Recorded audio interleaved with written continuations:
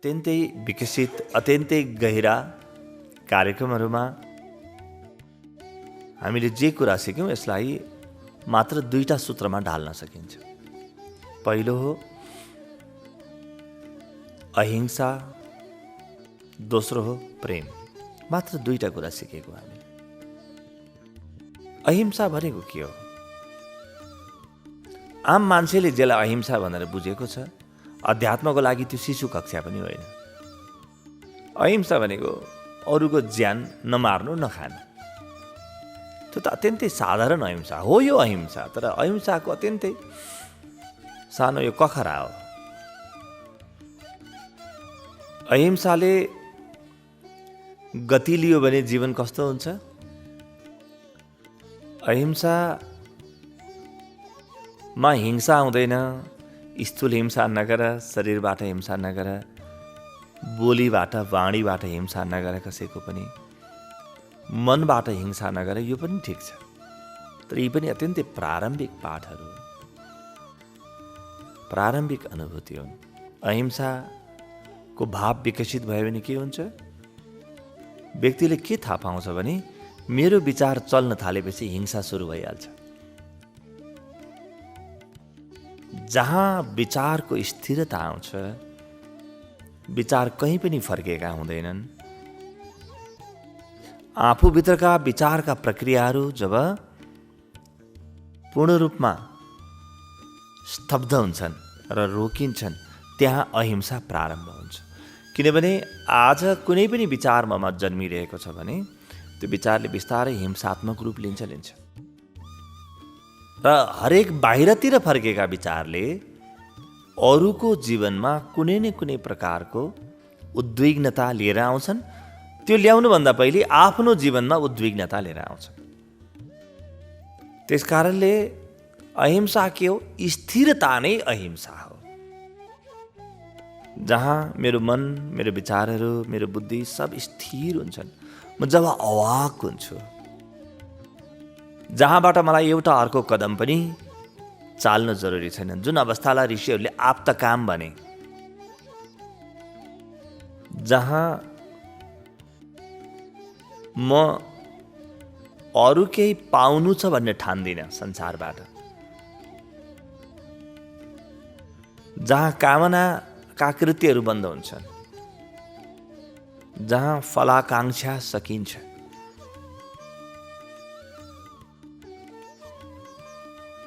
सुन्दाखेरि त बडो कठिन अवस्था हो कि जस्तो लाग्छ। हामीले यसको धेरै स्वाद लिइसक्यौँ। त्यसकारणले हाम्रो लागि यो कुनै दर्शन शास्त्र होइन, यो अत्यन्तै व्यवहारिक पद्धति हो। यसलाई हामीले प्रयोग पनि गरेर हेरिसक्यौँ। अहिंसाको अवस्थामा मेरा विचारहरू कहीँ पनि चल्दैनन्। विचार चल्यो कि कहीँ न कहीँ हिंसा सुरु भइहाल्छ। अरू कसैलाई नगरे पनि आफूलाई हिंसा चाहिँ गर्छन् ती विचारले।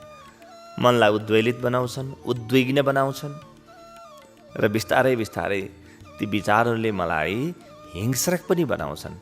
कहीँ न कहीँ मैले अरूलाई आँखा तर्छु, नमिठो बोल्न थाल्छु, नराम्रो सोच्न थाल्छु, सुरु भइहाल्छ प्रक्रिया। त्यसकारणले अहिंसाको जरोमा, अहिंसाको केन्द्रबिन्दुमा निर्विचार अवस्था आउँछ। यो अहिंसा हो एउटा। यसको अनुभूतिमा हामी बार बार उत्रिनुपर्छ र श्रवण, मनन, निधिध्यासनले हामीलाई त्यहाँ पुर्याउनेछन्। दोस्रो हो प्रेम। मात्र 2टा मार्ग हुन्छन् र हामी 2 मध्ये एक मार्ग रोजिरहेका छैनौँ। जीवन विज्ञानमा हामी दुवै मार्गलाई प्रयोग गर्छौँ। भगवान बुद्धले अहिंसाको मार्गहरूलाई प्रयोग गर्नुभयो। सनातन ऋषिहरूले प्रेमको मार्गलाई प्रयोग गरे। तर हामी 2 मध्ये एक छान्दैनौँ, रोज्दैनौँ। हामी दुवै मार्गमा हिँड्छौँ। 2 मार्ग होइन नि, 2टा खुट्टा हुने नि। वास्तवमा मार्ग त एउटै हो, 2टा खुट्टा हुन्। प्रेमको अर्थ के हो त? प्रेमको अर्थ हो कि मसँग जे पनि छ त्यो अरूको सेवामा लगाउँछु निरन्तर। निरन्तर मसँग जे पनि छ त्यो जे पनि काम लाग्ने छ, यसै पनि यो कुनै दिन काम नलाग्ने हुनेछ। मृत्युले सबै कुरालाई स्वाहा बनाउनेछ। आज मैले जे कुरा साँचेर राखेको छु कति दिन भयो राखौँला र मैले साँचेर राखेको छु भन्नु भ्रम हो। मृत्युले लुट्नेछ, लुट्नुभन्दा पहिले आफै लुटाउँ, यो हो प्रेम। मृत्युले लगिनै जानेछ, मृत्युले केही बाँकी राख्ने छैन। तपाईँको प्यारो बुद्धि मृत्युले लैजानेछ। जसुकै सम्हालेर राखेको अनुहार भए पनि लैजानेछ। सम्पत्ति इत्यादि सबै लानेछ। मृत्यु कुनै दिन आउँछ, त्यो छुट्टै कुरा हो। तर मृत्युलाई त्यति धेरै किन दुःख दिउँ? प्रेम यानी मृत्युलाई म दुःख दिनै छोडिदिन्छु। जहिले आउँछ तहिले आउँछ, उसको मर्जी। म आजबाटै यसरी बाँच्छु कि जीवनमा सबैलाई आत्मसात गर्ने अनुभव प्राप्त गर्छु। सबलाई दिन्छु, दिँदै जान्छु निरन्तर भित्रबाट। अरूको हितमा सोच्दछु, अरूको हितमा काम गर्छु, अरूको हितमा बोल्छु भन्नु प्रेम हो। के पाएँ के पाइनँ म हिसाबै गर्दिनँ। त्यो हिसाब गर्ने जिम्मा ईश्वरलाई दिन्छु। मेरो तर्फबाट म योगदान गरेको गर्छु निरन्तर। आफ्नो तर्फबाट म सबैको लागि उपलब्ध हुनेछु। यो गहन सङ्कल्पले भित्रबाट प्रेमलाई जन्म दिन्छु। अहिंसामा ऊर्जा स्थिर हुन्छ भने प्रेममा ऊर्जा बग्न थाल्छ, तर अत्यन्तै सकारात्मक र शीतल ऊर्जा बग्छ प्रेममा।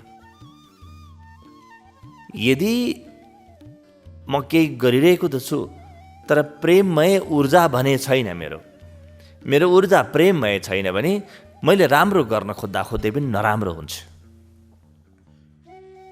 जसुकै राम्रो गर्न खोजे पनि मलाई आउँदैन नि त, कसरी राम्रो गर्नु? तर जब मैले भित्रबाट मेरा भावहरूलाई निरन्तर अरूको हितमा परिचालित गर्न थाल्छु, एउटा आन्दोलन खडा गर्छु भित्र। बाहिर प्रेमको आन्दोलन प्रारम्भ हुनुभन्दा पहिले भित्र प्रेमको आन्दोलन हुनु जरुरी।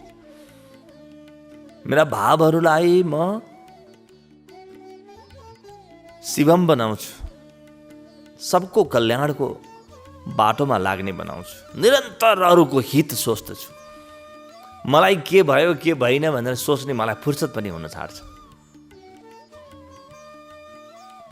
त्यसपछि विचारलाई पनि म त्यही प्रकारको बनाउँछु। ममा केही विचार उठे भने पनि अरूको हितको लागि उठ्ने बनाउँछु विचारहरू। होइन भने अरू प्रकारका विचार मलाई किन आउँछ, ममा किन आउँछन्, म ठाउँै दिन्न। विचार पाहुना हुन्। आजसम्म नकारात्मक विचारलाई स्वागत गरिरहेको भएर आए, नत्र किन आउँछन्? पाहुना हुन्, घर त मेरो हो। कस्ता प्रकारका पाहुनालाई मैले ठाउँ दिने हो त्यो त मैले पत्ता लगाउनु पर्यो नि त। त्यति त मेरो अधिकार होला जीवनमा।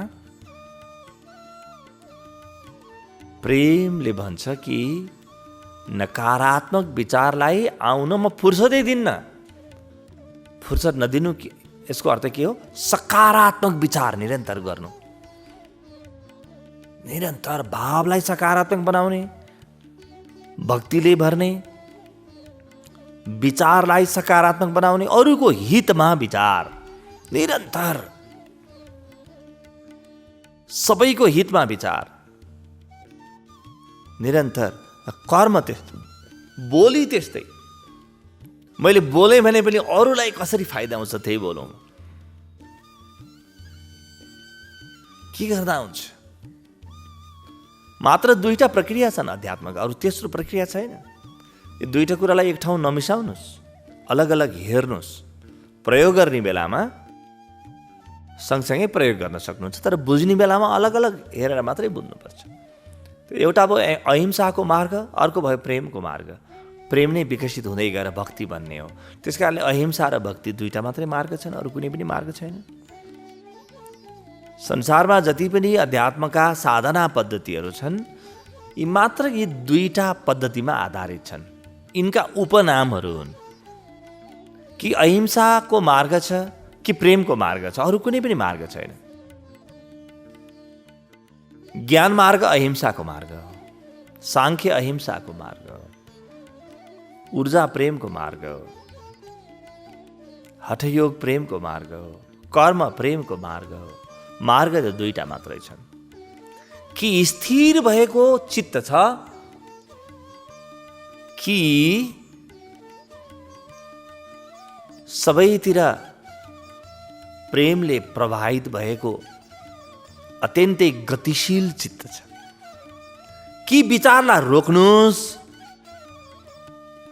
सक्नुहुन्छ भने, सक्नुहुन्न भने विचार गर्नुहोस्, तर सकारात्मक र अरूको हितका विचार मात्रै गर्नु। दुई मध्ये जे गरे पनि हुन्छ र दुवैलाई दिनमा जुन सजिलो हुन्छ त्यही गरे हुन्छ। भगवान बुद्धको प्रक्रिया, विपस्सनाको प्रक्रिया विचारलाई शान्त गर्ने प्रक्रिया, रोक्ने प्रक्रिया हो। त्यो अहिंसाको प्रक्रिया हो। अर्को प्रक्रिया हो प्रेमको। त्यही दुई मध्ये जुन सजिलो हुन्छ त्यही बाटो। कहिलेकाहीँ कुन सजिलो लाग्छ, कहिलेकाहीँ कुन सजिलो लाग्छ, ठिक छ। जुन सजिलो लाग्छ, जुन आफ्नो हृदयको निकट लाग्छ त्यही प्रयोग गर्ने हो। सकिन्छ न किञ्चिदपि चिन्तयेत्, बिना कुनै विचारको अवस्थामा टक्क रहौँ, त्यो अहिंसा जन्मिन्छ जीवनबाट। वा पहिलो राम्रो दोस्रो नराम्रो भन्ने नै होइन, कुनै छान्नुपर्ने जरुरी छैन। छान्नु त मूर्खता हो, किन रोज्ने? जे ठिक लाग्छ त्यही गर्दै जाने। दोस्रो विचार चलुन्, तर विचार अत्यन्तै सकारात्मक, करुणाले भरिएका, प्रेमले भरिएका र योगदानको भावले भरिएका। त्यस्ता प्रकारका विचार निरन्तर चलुन्। विचार रोक्नुपर्ने जरुरी छैन। यदि यी प्रकारका विचार चल्छन् भने किन रोकेर बस्नु पर्यो? केही जरुरी छैन। त यी दुई मध्ये एक रोज्ने हो। पहिलोलाई अहिंसा मार्ग भनियो, जहाँ विचार सतत रूपमा बन्द हुन्छ, विचारको श्रृङ्खला जहाँ बन्द हुन्छ, भाव मात्रै शेष रहन्छ, त्यहाँ प्रेरणा शेष रहन्छ, विचार रहँदैन। र दोस्रोमा जे आउँछन् आउन्, सब कहीँ पनि कुनै प्रकारको रोकटोकै छैन। विचार चल्छन् चलुन्, भाव चल्छन् चलुन्, तर हरेक कुरो सकारात्मक र समावेशी मात्रै हुनेछ निरन्तर। यी दुईटा बाटो नभएर एउटै बाटोका दुईटा रूप हुन्। यी दुईटा खुट्टा हुन्। यी खुट्टालाई बार बार प्रयोग गर्ने। कुनै दिन एउटा मात्रै खुट्टामा टेकेर हिँड्न मन लाग्छ भने नि हिँड्ने, के फरक पर्दैन। तर दुई मध्ये एकमा आफूलाई प्रवीण बनाउँदै लैजानुपर्छ, आफूलाई पारङ्गत बनाउँदै लैजानुपर्छ। र जीवनको तपस्या नै यही हो। जीवन एउटा तपस्या हो, जहाँ म अहिंसा र प्रेमको महासाधना प्रारम्भ गर्छु र अन्ततोगत्वा त्यही एक ईश्वरको दरबारमा पुग्छु, या त्यही एक विराट शून्यतामा पुग्छु। जसले अहिंसालाई मार्ग बनायो उसले ईश्वरको नाम लिएन, शून्यता भन्यो। जसले प्रेमलाई बाटो बनायो उसले ईश्वर, परमात्मा, प्रभु, वृन्दावन, गोलोक, वैकुण्ठ इत्यादि कुराहरू गर्न थाले।